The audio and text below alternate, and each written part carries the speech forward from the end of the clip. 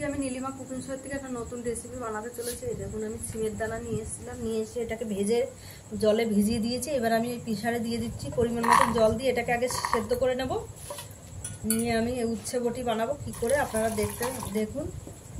আমি এটাকে এখন সেদ্ধ বসিয়ে দিচ্ছি। আর এই বেগুনটাকে কেটে নেবো। এই যে আমি চিংড়ি মাছ নিয়ে এসেছি, চিংড়ি মাছ দিয়ে উচ্ছে বটি করবো। এই উচ্ছেগুলো দিয়ে কীভাবে বানাচ্ছি আপনারা দেখুন। বন্ধুরা আমি কড়াই বসিয়ে দিয়েছি, আমি দিয়ে দিলাম তেল। আগে আমি চিংড়ি মাছটা ভেজে নিই।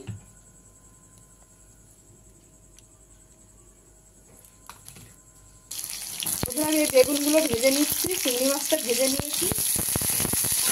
এই চিংড়ি মাছটা ভাজা আমার রেডি হয়ে গেছে। বেগুনটা আগে ভেজে নিই। আচ্ছা, বেগুন চিংড়ি মাছ ভাজা হয়ে গেছে। এবার আমি তেল দিয়ে দিচ্ছি, দিয়ে দিলাম তেজপাতাটা,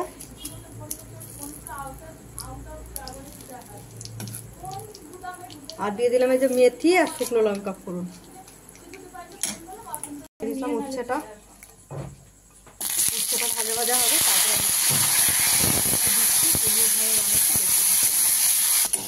আরেকটু ভাজা হবে, আরেকটু লাল লাল হয়ে এসছে। আরেকটু লাল লাল হয়ে গেলে এবার আমি বসাবো কী করে দেখতে থাকবো। এই যে আমি সিমের দানাগুলো খোলা সব ছাড়িয়ে রেখেছি সেদ্ধ করে, দিয়ে দিলাম সিমের দানাগুলো।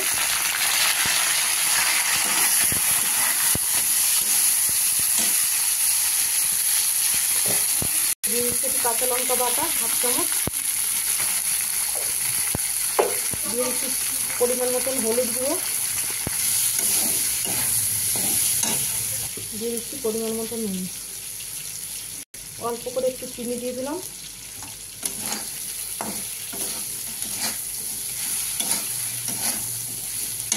দিয়ে দিচ্ছি হাফ চামচ মতন আদা বাটা।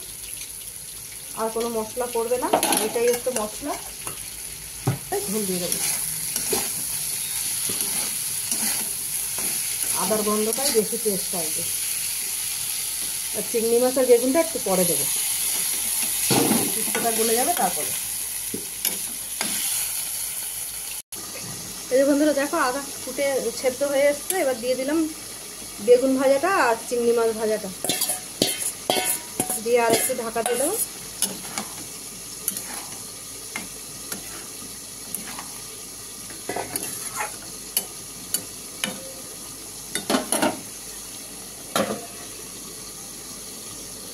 হয়ে গেছে বন্ধুরা, এবার আমি গ্যাস বন্ধ করে দিচ্ছি। দেখুন কি সুন্দর হয়েছে কালারটা, আর খেতেও দুর্দান্ত হয়, খুব ভালো লাগে খেতে।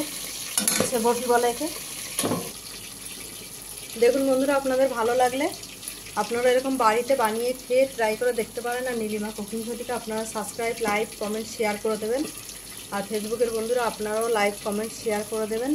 আর নীলিমা কুকিং শো বলে চ্যানেল খোলা আছে, ওখানে আপনারা ফলো করে লাইক, কমেন্ট, শেয়ার একটু বেশি বেশি করে দেবেন বন্ধুরা। লাইক কমেন্ট করে দেবেন বেশি বেশি করে বন্ধুরা।